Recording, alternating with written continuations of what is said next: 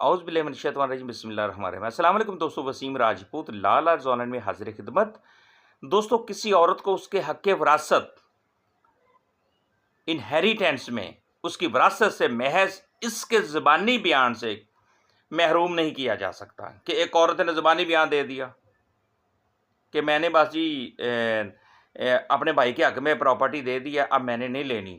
اس کا مطلب یہ نہیں کہ اب اس نے زبانی بیان دے دیا، اب وہ اس کی پراپرٹی سے، اپنی حصے سے، اپنے رائٹ سے، اپنی حق وراثت سے وہ محروم ہو گئی ہے، بلکہ ہائی کورٹ نے کہا کہ اس نے کسی فیملی مرد ممبر کو حق میں اپنے حق سے محروم یا دستبردار کیا ہو۔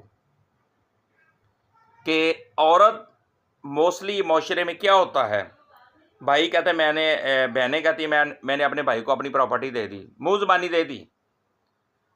اب کسی ایک بھائی کے نام وہ حق میں دستبردار کیا، میں اپنے حق سے دستبردار ہوتی ہوں، میں نے اپنے فلاں بن فلاں بھائی کو یہ پراپرٹی دے دی۔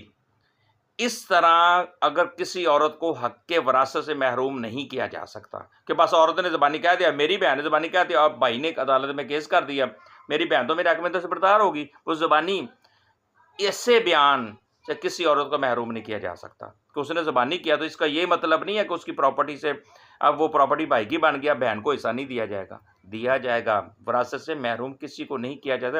کوئی بھی ایسا معاہدہ، کوئی بھی ایسا ایگریمنٹ، کوئی بھی ایسا بیان جس سے کسی کی وراثت سے اس کو محروم کیا گیا ہو، تو ایسا معاہدہ، ایسا بیان، ایسا ایگریمنٹ، ایسا اقرار نامہ غیر قانونی و غیر شرعی ہے دوستو۔